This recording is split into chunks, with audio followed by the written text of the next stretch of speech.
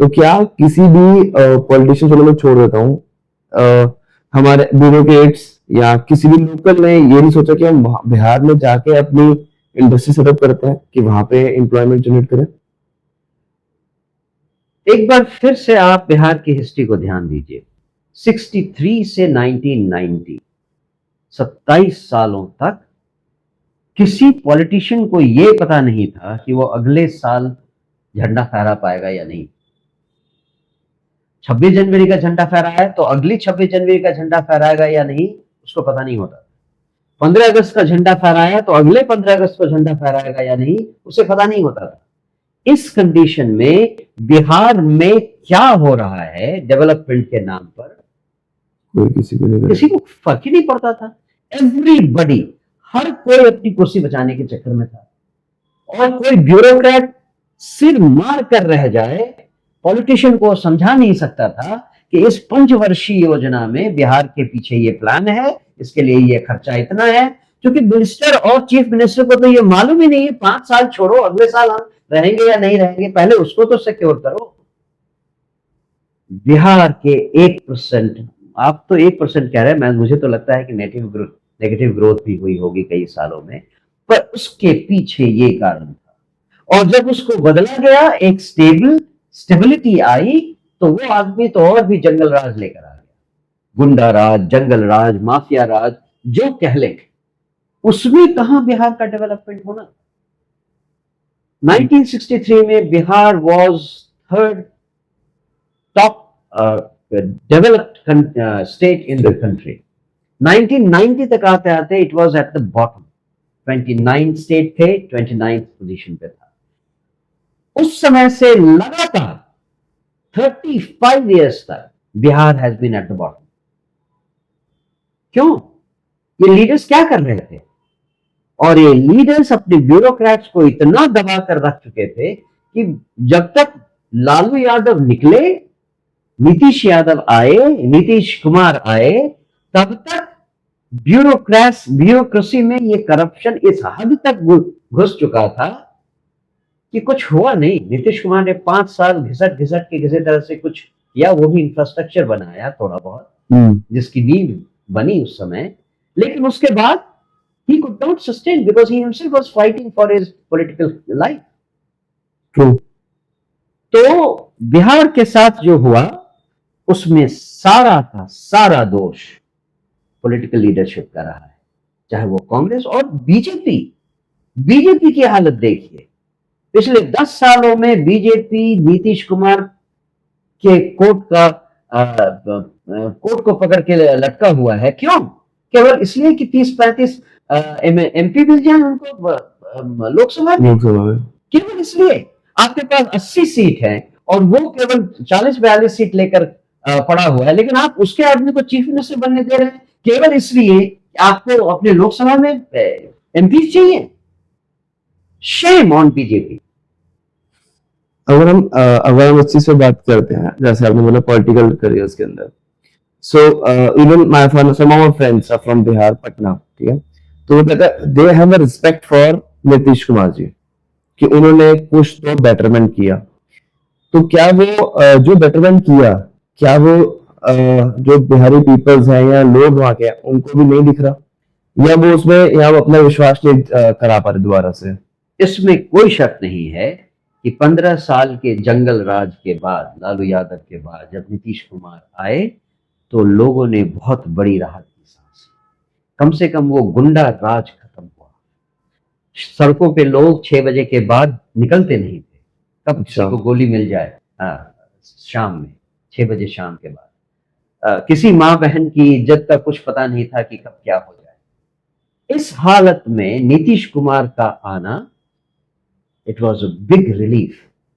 5 साल तक नीतीश जी ने अच्छे से काम किया, इंफ्रास्ट्रक्चर की नींव रखी, बहुत सही काम किया। लेकिन उसके बाद जैसा मैंने कहा, वो पॉलिटिकल वन अप मैनशिप में लग गए। उनको अपने पॉलिटिकल लाइफ का पता नहीं रहा। वो पीएम बनने चले थे, वो सीएम भी बनते बनते चूकने वाले थे। और तीसरे टर्म आते आते तक Nitish Kumar completely lost his grip. अभी पिछले 4-5 सालों से Nitish Kumar is under no control of his government. 3-4 senior bureaucrat उनको नचा रहे हैं, उनकी पूरी गवर्नमेंट चला रहे हैं। आजकल वहां अफसरशाही का जंगल राज चल रहा है। जंगल राज। अफसरों ने, हाँ, अफसरों ने अपना जंगल राज चला रखा है। सो इट्स लाइक कि जो पहले जंगल राज हमारा पॉलिटिशियन चला रहे थे, अब वो दूल्हे और हाँ पॉलिटिशियन चला रहे थे, अब वो अफसर लोग चला रहे हैं। इसके कारण करप्शन इस हद तक चला गया है कि आप या हम किसी भी सरकारी दफ्तर में जाएं तो हमारा काम बिना पैरवी के या बिना पैसा दिए नहीं हो सकता। सर, अगर आप कह रहे हो कि हम किसी दफ्तर में गए नहीं होता, तो डू यू रियली थिंक कि जब आपकी पार्टी आए इस बारी, तो क्या वो चेंज कर पाएगी इस थॉट प्रोसेस को, क्योंकि वो लोग तो काफी टाइम से अंदर बैठे हुए हैं। बिहार में at least, I will not go into other states in India, Bihar में एनालाइज करें, करप्शन को अगर रोकना हो या कम करना हो तो पता करें कि शुरुआत कहां से करें। ठीक है, मुझे लगता है बिहार में करप्शन की शुरुआत इन विधायक और मंत्रियों के दिमाग से होती है। कैसे? हर चुनाव में जब कोई उम्मीदवार लड़ता है तो केवल लड़ने के लिए या जीतने के लिए उसे 7 से 10 करोड़ रुपए लगते हैं बिहार में। इस बार मान लीजिए कोई जीता, हो सकता है वो 1-2 और भी इलेक्शन लड़ा था और हारा, उसमें भी उसने 5-7 करोड़ लगाए, हार गया। इस बार अगर जीता तो उसके दिमाग में पहला थॉट क्या है? सारा कवर करूंगा। 30 करोड़ में माइनस में, कैसे उसको कवर किया जाए? अगर उसकी सरकार बनी तो उसी में से कोई मंत्री बनेगा, उस मंत्री के दिमाग में भी यही बात होगी, कैसे वो 30 करोड़ पहले वापस लिए जाए, और अगर ले सकते हैं तो अगले चुनाव में पक्का रहेगा 10 करोड़ और जीत लेते हैं, ले लेते हैं। अगर विधायक और मंत्री के दिमाग में पहली थॉट ये है, करप्शन की शुरुआत तो हो गई, सारे सीनियर ऑफिसर्स, सारे ठेकेदारों पे दबाव डाला जाएगा कि पैसे इकट्ठा करके हमें दो। सीनियर ऑफिसर कहां से लाएगा? वो अपने जूनियर ऑफिसर से मांगेगा, वो अपने इंजीनियर से मांगेगा। इस तरह से होते होते समाज के हर लेवल पर हम और आप जो पैसा देते हैं उसके तार कहीं ना कहीं ऊपर विधायक मंत्री से जुड़े हैं। और उसकी शुरुआत कहां से हुई थी? चुनाव से। जनसुराज ने क्या किया? जनसुराज ने कहा है कि हम 243 सीटों पर चुनाव लड़ेंगे, लेकिन हर सीट पर हम ऐसा उम्मीदवार खड़ा करेंगे जो दिल से ईमानदार हो, काबिल आदमी, काबिल औरत हो, और अगर हमें ऐसा कोई उम्मीदवार मिला तो वो अपनी काबिलियत, अपनी एबिलिटी के हिसाब से पैसा खर्च करे। जिसकी एबिलिटी 5 लाख खर्च करने की है वो 5 लाख खर्च करे चुनाव, जिसकी 50 लाख खर्च करने की है वो 50 लाख खर्च करे, बाकी उस काबिल, ईमानदार, दिल वाले आदमी को जिताने की जिम्मेवारी जनसुराज पार्टी लेती। केवल एक आशा के साथ, अगर वो जीता, विधायक बना, तो उसके दिमाग में ये भ्रष्टाचार का कीड़ा नहीं चले। अगर हमारी सरकार बनी तो हमारे सरकार में जो मंत्री हैं उनके दिमाग में वो बोझ नहीं रहे कि हमको 30 करोड़ रुपए वापस लाने।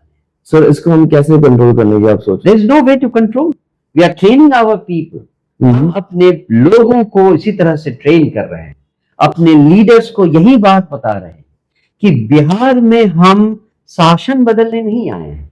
ऐसा नहीं है कि नीतीश बाबू की सरकार को हटाकर जनसुराज की सरकार लाने से हमारा देश पूरा हो जाएगा। नो, हम इसके लिए नहीं आए हैं।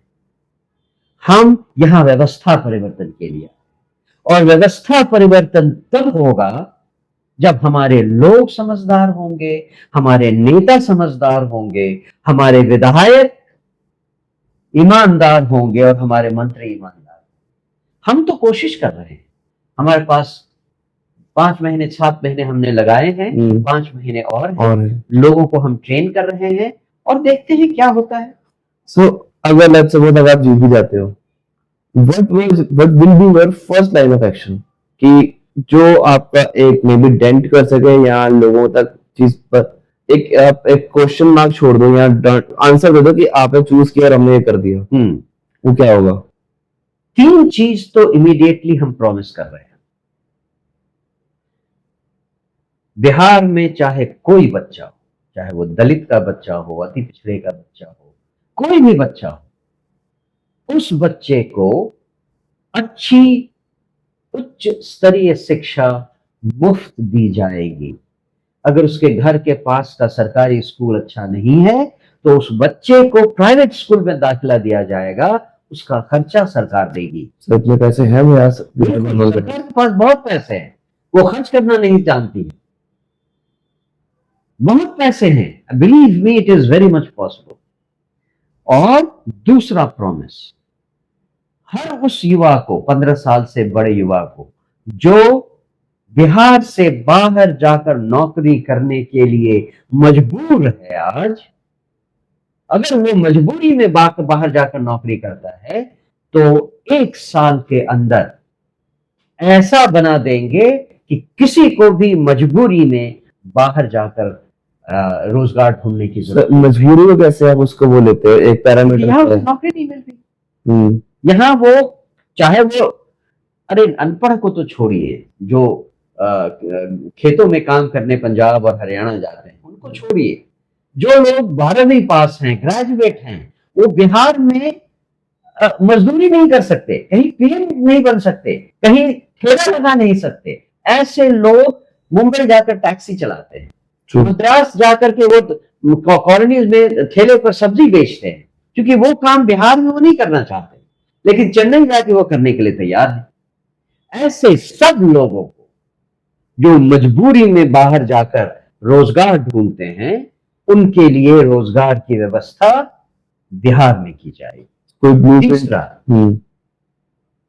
जिस दिन सरकार बनी, चंद्र स्वराज की सरकार बनी, पहले महीने से बिहार में जितने भी लोग 60 साल से ज्यादा की उम्र के हैं उनको 2000 रुपए पेंशन मिलनी शुरू हो जाएगी। ये 3 काम तो इमीडिएट हो जाएंगे। सर जो आपका सेकंड पॉइंट था कि बिकॉज मैं भी उस जनरेशन से आता हूँ या मैं भी उस एज फैक्टर से हूँ, एंड हाँ मैं चाहे बाहर नहीं गया और मैं बस कुछ पढ़ लिया, कुछ था हमने वो कर लिया, बट जैसे आपने बोला कि जो बिहार के लोग दिल्ली आ रहे हैं, बॉम्बे जा रहे हैं, मद्रास जाके कर रहे हैं, उनके लिए आपने क्या ब्लूप्रिंट रेडी किया? फिर छोटा सा एग्जांपल दे रहे हैं, और ये काम हमने अपनी सरकार बनने के लिए वेट भी नहीं किया है, हम अभी से ये काम कर रहे हैं। बहुत सारे युवाओं को, चाहे किसी भी स्तर के पढ़े लिखे हो, एज लॉन्ग एज उनको, उनके पास एक स्मार्टफोन है और उनको फोन चलाना आता है, उन सब को हम केवल 5 दिन की ट्रेनिंग देते हैं, अभी भी दे रहे हैं। अच्छा, 5 दिन की ट्रेनिंग देते हैं, उसके बाद ही और she becomes a good YouTuber. वो जितनी मेहनत करे उसके बेसिस पे वो महीने में 3000 से लेकर 20,000 रुपए तक कमा सकता है, केवल यूट्यूबर बनकर। ये एक एग्जाम्पल है। ऐसे ऐसे बहुत से तरीके हैं जिनसे यूथ को घर बैठे और घर के आसपास रोजगार दिया जा सकता है। कहते हैं कि समाज को अगर बदलना हो तो जो चीजें जरूरी हैं, एक तो एजुकेशन, एक पूंजी, एक है हाई टेक्नोलॉजी। टेक्नोलॉजी का यूज करके हम क्या नहीं कर सकते हैं, उसका एक छोटा सा एग्जाम्पल हम अभी दिखा रहे हैं अपनी सरकार बनने के पहले। तो आप एक मॉडल आपने ऑलरेडी रेडी कर दिया। हमारे पास केवल मॉडल ही रेडी नहीं है, उस मॉडल को इंप्लीमेंट कैसे किया जाए ये भी रेडी है। अगर समाज को बदलना है, व्यवस्था बदलनी है, तो ये बहुत डिफिकल्ट काम है। इसमें जैसा आपने सुना अभी तक, हमें लीडर्स तो अच्छे चाहिए ही, लेकिन ये लीडर्स आएंगे कहां से? ये तो इसी समाज से आएंगे ना जो इतना खराब हो चुका है। आज चाहे आप दिल्ली में जाएं, हरियाणा में जाएं, पंजाब में जाएं, कहीं भी जाएं, ट्रैफिक की हालत केवल आप देख लीजिए। बहुत बुरा। 2 लेन की रोड है, ट्रैफिक रेड लाइट हुआ, एक गाड़ी रुकी, उसके पीछे दूसरी गाड़ी रुकी, तीसरी गाड़ी इसके पीछे नहीं रुकेगी, ये यहां आकर रुकेगी, चौथी गाड़ी यहां रुकेगी। होता यह है कि जब लाइट ग्रीन होती है तो दोनों तरफ से 2 मिनट तक कोई कुछ नहीं कर सकता, क्योंकि दोनों तरफ से वो जाम है। ये क्यों हो रहा है? तो ये इसलिए हो रहा है कि हम सब भूल गए हैं कि सभ्य समाज क्या होता है, क्यों कोई समाज सभ्य होता है और कोई असभ्य होता है। और ये सीखने के लिए मेरे जैसे आदमी के, जिसको कि फॉरेन का एक्सपीरियंस है, जिसने वहां केवल टूरिज्म के तरह नहीं जिया है, हर कंट्री में हम 3 साल कहीं 4 साल रहे हैं, उस सोसाइटी को देखा है। और मैं आपको बताता हूं सोसाइटी कब चलती है सही से। डेवलप्ड वर्ल्ड और अंडर डेवलप्ड वर्ल्ड या डेवलपिंग वर्ल्ड में फर्क क्या है? वहां हर आदमी, हर औरत अपनी ड्यूटीज को भी जानता है, राइट्स को तो जानता ही है, अपनी ड्यूटीज को भी जानता है। हम अंडर डेवलप्ड और डेवलपिंग वर्ल्ड में अपनी राइट्स को तो ज्यादा जानते हैं, अपनी ड्यूटीज के बारे में ख्याल नहीं करते। एक सभ्य समाज की सबसे पहली पहचान है कि हर आदमी को, हर औरत को यह पता हो कि हमारे अधिकारों की सीमा कहां खत्म होती है, क्योंकि हमारे अधिकारों की सीमा जहां खत्म होती है वहीं पर से दूसरों के अधिकारों की सीमा शुरू होती है। अगर हमने अपनी सीमा तोड़ी तो हम दूसरे के अधिकारों पर ट्रैम्पल कर रहे हैं, हम उनके सीमाओं को लांघ रहे हैं, उनको दुख पहुंचा रहे हैं। सभ्य समाज ऐसा कभी नहीं करता है। हम एज अ कंट्री ये भूल गए। Even in Delhi I see this, Haryana, Punjab, सब जगह मैं ये देखता हूं। बिहार की तो हालत निराली है, वहां तो ये और भी परले दर्जे पर है, लेकिन वो सिचुएशन पूरे इंडिया में ये इसीलिए जब हम बाहर से आते थे तो लगता था कि 20th सेंचुरी से हम 19th सेंचुरी में आ गए। इतना ज्यादा लोगों की मेंटालिटी में फर्क है यहां पे कि इसको कैसे ठीक किया जाए, ये एक बहुत बड़ा चैलेंज है। और ये चैलेंज इसीलिए कोई पॉलिटिकल पार्टी नहीं उठाती है, चाहे वो बीजेपी ही क्यों ना हो। कांग्रेस तो खैर डिटेरियोरेट कर रही है, वो कर चुकी है। बीजेपी भी इसको नहीं ध्यान में रखती है, उनको भी अब केवल वोट के लिए राजनीति चाहिए। कौन सोचेगा समाज को बदलने के बारे में? कौन सोचेगा? सर जो आप बात कह रहे हो ये सेम चीज 2012, 13, 14 के अंदर जब यहाँ पे आम आदमी पार्टी का पूरा एक जब इलेक्शंस में उनका प्लान तो नहीं था, बट जब वो आने वाले थे सेम बात वो लोग कर रहे थे। सेम बात उन्होंने कहा था कि पैसा गवर्नमेंट के पास बहुत है और 10 साल तक उन्होंने हमें फ्री इलेक्शन दी भी है, उन्होंने एजुकेशन में पैसा लगाया भी, बट स्टिल 2024 में हम सबको पता है कि वो लोग सत्ता से बाहर हुए दिल्ली में। सिमिलर थॉट प्रोसेस आपका भी है। इसमें एक बहुत बड़ा फर्क है। आप पार्टी एक आंदोलन से पैदा हुई थी, जन स्वराज आंदोलन से नहीं पैदा हो रही। आप पार्टी जब आंदोलन कर रही थी तो वो सरकार बदलने का आंदोलन कर रही थी, वो लोगों को बदलने का आंदोलन नहीं कर रही थी। उन्होंने 10 साल काम भी बहुत अच्छा किया, उसके बाद आप दोनों ही चीज कह सकते हैं, वो भटक गए, उनको काम नहीं करने दिया गया, जो भी रीजन हो, I don't want to go into that. लेकिन फर्क यहां से शुरू होता है, शुरुआत से ही शुरू होता है। वो आंदोलन से पैदा हुए थे सरकार बदलने के लिए। हम शुरू से कह रहे हैं हम सरकार बदलने नहीं आए, हम लोग बदलने आए, हम व्यवस्था बदलने आए, लोगों की सोच को कैसे बदला जाए, हम इस पर काम कर रहे हैं। इसीलिए हम किसी हड़बड़ी में नहीं है। हमारे पास अभी 5 महीने का समय है, इस इलेक्शन में हम जीते नहीं जीते कोई फर्क नहीं पड़ता।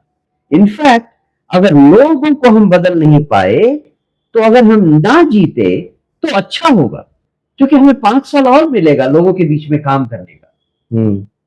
ठीक है, अगर हम जीत गए, सरकार भी बना ली, तो शायद हम लोगों से कट जाएंगे, शायद, मैं कह रहा हूं। तो ये भी तो सकता है आपको सरकार बनाते ही अगर सरकार आगे बनती है तो आपको और काम करने को मिलेगा। एंड जो राइट, मैं सिनेरियो कह रहा हूं लेकिन सरकार बनी और हमारे नेता भी वैसे ही नेता निकल गए जो पिछले गवर्नमेंट्स के थे, True. तब सरकार बनाने का क्या फायदा? फिर करप्शन कहां जाएगा? करप्शन तो हटा नहीं वही पाएंगे हम। नहीं बिहार में व्यवस्था परिवर्तन कर नहीं पाएंगे, तो फिर तो जनसुराज वैसे ही फेल कर जाएगी। बार बार मैं कह रहा हूं, जनसुराज सत्ता परिवर्तन के लिए नहीं आई है। हमारे दिमाग में शुरू से ही ये है कि बिहार को अगर किसी चीज की जरूरत है तो नई सरकार की नहीं, नई व्यवस्था की जरूरत है। नए लोग जो सही सोच में हो, वैसे लोगों की जरूरत है। सामूहिक प्रयास जिसमें हर आदमी जाने, हर वोटर जाने कि क्या सही है क्या गलत है। ये हमारे लिए ब्रह्म वाक्य है।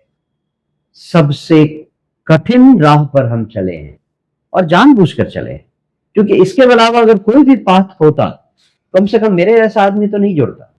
मैं आराम से अपना गोल्फ खेलता, कुछ पीसफुल जिंदगी गुजारता। रिटायरमेंट में अच्छी सी सैलरी पेंशन मिल रही है, क्यों मैं सर खपाने जाऊं यहां वहां। केवल इस थॉट से आया हूं मैं। बिहार में अगर व्यवस्था परिवर्तन करनी है तो इन गुंडे मवालियों से नहीं होगा व्यवस्था परिवर्तन। कुछ ऐसे लोगों को आना पड़ेगा जिन्होंने पॉलिटिक्स को पहले नकार दिया। उन्होंने कहा कि नहीं, पॉलिटिक्स में नहीं जाएंगे। There is a very famous saying by Pluto. उसने कहा कि if you do not want to take power, be ready to be ruled by those who are inferior to you. अभी तक जो पढ़े लिखे लोग थे, जो समझदार लोग थे, वो पॉलिटिक्स को गंदा मानते थे। पॉलिटिक्स में नहीं जाना। आपके परिवार में भी लोग कहेंगे, अरे पॉलिटिक्स जा रहे हो, कहां फंस गए, निकलो बाहर। कोई भी आपको पॉलिटिक्स में जाने नहीं दे।